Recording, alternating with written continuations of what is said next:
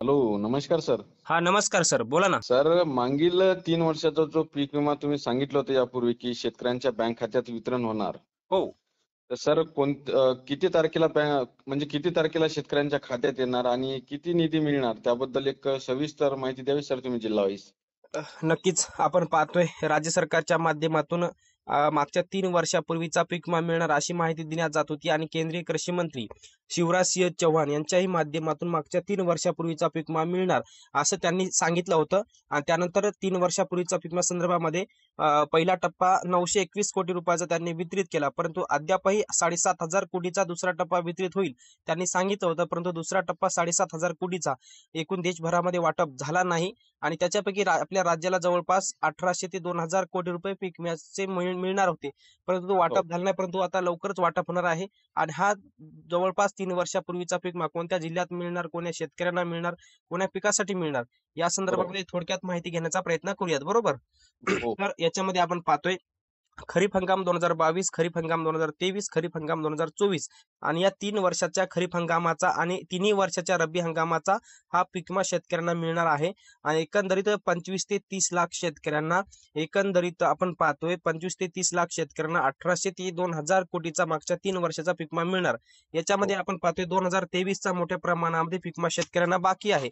ज्याच्यामध्ये आपण बरोबर. पाहतो हिंगोली असेल, नांदेड असेल, धाराशिव असेल, छत्रपती संभाजीनगर असेल, नांदेड असेल, परभणी असेल, धाराशिव असेल, बीड असेल, अकोला असेल, अमरावती असेल, धुळे असेल, नंदुरबार असेल, किंवा यवतमाळ असेल, बुलढाणा असेल, वाशिम असेल, या सगळ्या जिल्ह्यातील शेतकऱ्यांना खरीप 2023चा पीक विमा बाकी आहे. ज्याच्यामध्ये सोयाबीन असेल किंवा कपाशी असेल, या दोन्ही पिकाचा सर्वात जास्त हा पीक विमा बाकी आहे. ज्याच्यामध्ये एकंदरीत आता डिटेलमध्ये आकडेवारी घेण्याचा प्रयत्न करूया. याच्यामध्ये आपण पाहूयात पुण्यश्लोक अहिल्यानगर म्हणजे अहमदनगर आणि सोलापूर जिल्हा, या हो. दोन्ही जिल्ह्यातील शेतकऱ्यांचं 110% पेक्षा जास्त नुकसान झालेलं आहे. आणि सर्वाधिक पीक विमा या दोन्ही जिल्ह्यातील शेतकऱ्यांना खरीप 2023-24चा सुद्धा मिळालेला आहे. आता 24चा आकडेवारी बरोबर. घेण्याचा प्रयत्न केला तर तीच परिस्थिती आहे. त्यामुळे 2023 मध्ये सुद्धा मोठ्या प्रमाणामध्ये नुकसान झालेले जिल्हे आहेत. ज्याच्यामध्ये हो. हिंगोली असेल, म्हणजे हे जे तुम्हाला मी सगळे सुरुवातीला जे जिल्हे सांगितले त्या हा. जिल्ह्यांमध्ये मोठ्या प्रमाणामध्ये शेतकऱ्यांचं नुकसान झालं होतं.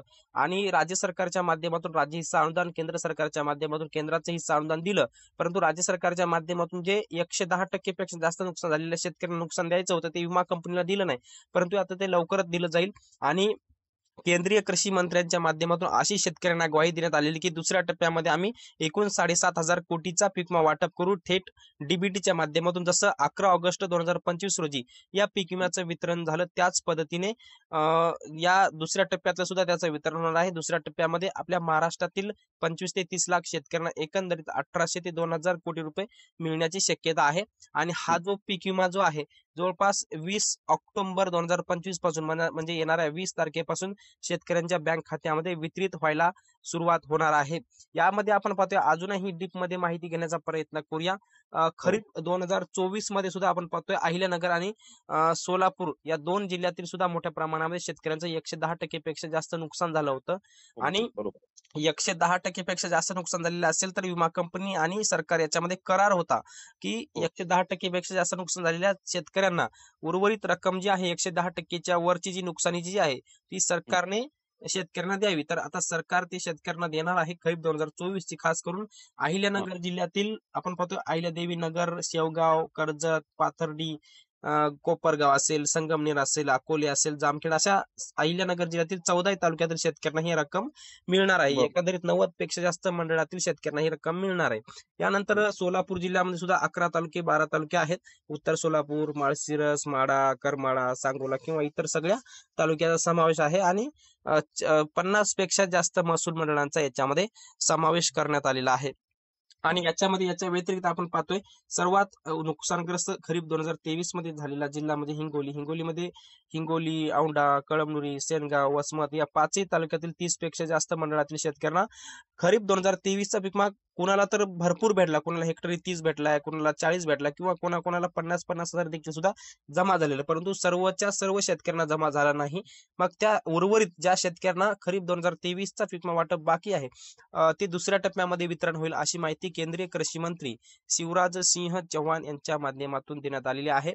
त्यामुळे हं. हा खरीप 2023चा पीक विमा लवकरच शेतकऱ्यांना वाटप होणार आहे. एकंदरीत 7,500 कोटी वाटप होणार आहेत. 7,500 कोटी देशात आणि आपल्या महाराष्ट्राला जवळपास 1800 ते 2,000 कोटी रुपये 2022, 23, 24 आणि त्याचमध्ये रब्बीचा सुद्धा पीक विमा ऍड करण्यात केलेला आहे. ज्याच्यामध्ये गडचिरोली, चंद्रपूर, गोंदिया, भंडारा, नागपूर, वर्धा, यवतमाळ, अकोला, वाशिम, अमरावती, बुलढाणा, हिंगोली, परभणी, नांदेड, लातूर, धाराशिव, बीड, जालना, छत्रपती संभाजीनगर, कोल्हापूर, सातारा, सांगली, सोलापूर, पुणे, अहिल्यानगर, नंदुरबार, जळगाव, धुळे, नाशिक, सिंधुदुर्ग, रत्नागिरी, रायगड, पालघर आणि ठाणे या 34 जिल्ह्यातील शेतकऱ्यांचा याच्यामध्ये समावेश आहे. खरीप 2022 वर बोलूया आता. खरीप 2022 मध्ये सुद्धा मोठ्या प्रमाणात शेतकऱ्यांचं नुकसान झालं होतं. खरीप 2022 मध्ये सुद्धा शेतकऱ्यांना 25% अग्रिमचा पीक विमा मिळाला, परंतु उर्वरित 75% पीक विमा मिळाला नाही. त्यामुळे 75%चा पीक विमा शेतकऱ्यांना मंजूर असून देखील सुद्धा विमा कंपनीने वाटप केला नाही. त्याचबरोबर तो सुद्धा 75% ज्या शेतकऱ्यांचा पीक विमा खरीप 2022 चा बाकी आहे, तर त्या सुद्धा शेतकऱ्यांना मिळणार आहे. त्यानंतर खरीप 2023चा बऱ्याच साऱ्या जिल्ह्यामध्ये अग्रिमच्या अधिसूचना होत्या. अग्रिमच्या अधिसूचनेनुसार विमा कंपनीने ते पीक विमा वाटप केला. क्लेमचं कॅल्क्युलेशन करून ते वाटप केलं, परंतु कापणी आणि काढणी अंतर्गत किंवा अंतिम आणेवारीच्या अहवालानुसार जे 75% पीक विमा खरीप 2023चा शेतकऱ्यांना मिळायला पाहिजे होता मंजूर असलेला, तर तो मिळाला नाही. विमा कंपनीने वाटपाला टाळाटाळ केली, परंतु ते 23चा सुद्धा पीक विमा 75% जो आहे तो मिळणार आहे. त्यानंतर आपण येऊया खरीप हंगाम 2024च्या पीक विम्याच्या वाटपासंदर्भामध्ये. खरीप 2024 मध्ये मोठ्या प्रमाणात शेतकऱ्यांना पीक विमा मिळाला आणि बऱ्याच साऱ्या शेतकऱ्यांना ते मंजूर असून देखील सुद्धा बाकी आहे. आता 2024 मध्ये अग्रिमच्या अधिसूचना मोठ्या प्रमाणामध्ये होत्या. अग्रिमच्या अधिसूचनेनुसार शेतकऱ्यांना पीक विमा मिळाला, परंतु ज्या शेतकऱ्यांचा कापणी आणि काढणी अंतर्गतचा अहवाल आला, त्यानंतर त्यांचं 50% पेक्षा कमी उत्पादनामध्ये घट दाखवण्यात आल्यामुळे त्यांचा 75% पीक विमा मिळायला पाहिजे होता किंवा अंतिम आणेवारी त्या जिल्ह्याची, त्या तालुक्याची, त्या मंडळाची 50 पैशापेक्षा कमी आली, तर या सर्व ट्रिगर मध्ये जर बसत असेल तो जिल्हा, तो तालुका किंवा ते मंडळ, तर त्या शेतकऱ्यांना 75% पीक विमा मिळायला पाहिजे. त्यामुळे तशा पद्धतीने त्या शेतकऱ्यांना मिळायला पाहिजे, परंतु विमा कंपनीने तो वाटप केला नाही आणि ते पीक विम्याचं जे वाटप केलं नाही, त्यामुळे आता यावर्षी चा जो 2024चा जो पीक विमा आहे तो मिळणार आहे. त्यानंतर आता हे झालं मागच्या 3 वर्षापूर्वीच्या पीक विम्याच्या वाटपाचा अपडेट. त्यामुळे एकंदरीत 7,500 कोटी देशात आणि आपल्या राज्याला त्याच्यातले 1800 ते 2,000 कोटी रुपये मिळणार, अशी माहिती स्वतः केंद्रीय कृषी मंत्री शिवराज सिंह चौहान यांनी दिलेली आहे. त्यामुळे एका कार्यक्रमांतर्गत डीबीटी द्वारे या पेमेंटचं वितरण होण्याची शक्यता आहे. तारीख काय कन्फर्म झाली नाही, परंतु 20 ऑक्टोबर नंतर याचं वितरण होईल अशी एक शक्यता दिसत आहे समोर.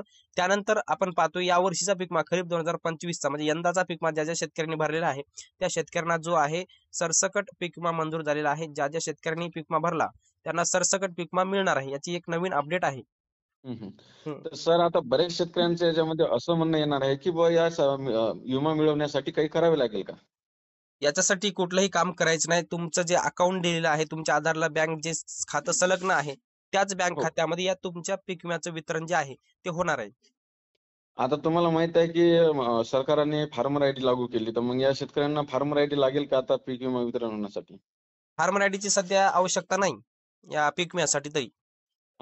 तर ओके, धन्यवाद सर. तुम्ही शेतकऱ्यांनी एक महत्वपूर्ण आणि डिटेल मध्ये माहिती दिल्याबद्दल. नक्कीच, धन्यवाद.